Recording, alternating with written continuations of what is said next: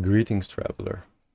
What's really a good way to do team building at work, particularly at game companies? There's kayaking, there's parties in a nearby restaurant, and so on. But in my experience, there's something way more powerful. My name is Xanthos. I've been working in the games industry for over 10 years now.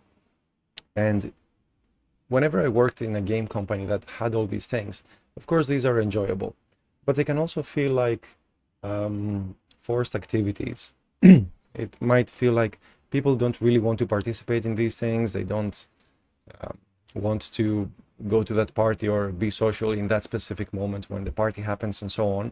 And they're usually one-off activities. So I was thinking, well, how can we achieve the following, right? How can we create a relaxing team building activity that will eventually benefit the team working together in the long run? Something that will also foster cooperation. So it's not just people having fun individually, but somehow doing something together with the rest of the team. And also helping people get to know other team members better than they already do. The one obvious answer that immediately came up in my mind is play Dungeons and Dragons together. I mean, it's so obvious to me. Why is this more alluring than just having a party in a local restaurant? I'm not saying it has to be, or that parties are bad or anything, or all the other activities, but let's look at the specific benefits of playing D&D together with your team. And of course, this is completely optional. All these activities should never be forced on anyone. That goes without saying. But if you choose to go this way and people choose to participate, here's three big benefits that I found out. First, it's relaxing. So yes, there's some rules work involved and so on, but it's not the same kind of game work that you do day to day. You don't have expectations around it. It's just basically silly goofing around, doing whatever is interesting to you, versus having to meet a certain goal by a certain date. So it's relaxing in that sense. It's different pace from our normal game work. It requires cooperation. That's the second point. It requires cooperation between the players in the D&D group. They have to think about how their abilities can combine with the abilities of other players in the team, who is good at fighting, who is good at talking, who is good at sneaking around and opening locks and so on, and how all this diverse group of skills can be used to create to achieve a common goal, which, if you think about it, is exactly what all companies are trying to do. Get different people together to achieve a common goal. So that's really cool about that. And the last point, third point, is that you get to see a side of people that you don't normally see during work, right? So during work hours, you talk about tasks, how we're going to complete them, and so on.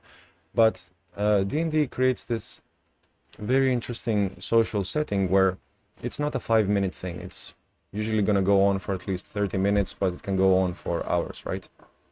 So when people get to relax and change their pace to something more slow-paced and more open than a typical short social event, then you get to see a different aspect of people's character.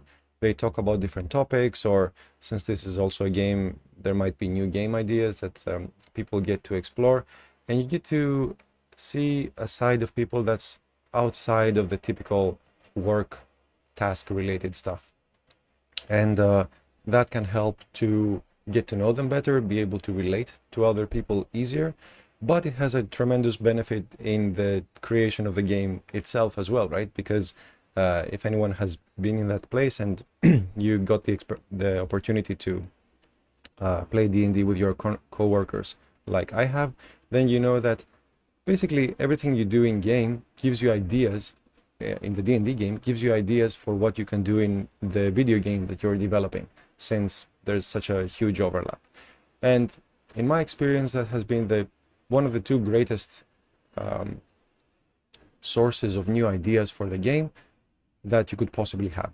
The other one is, of course, relaxing on a weekly basis after work and playtesting the game you're actually working on.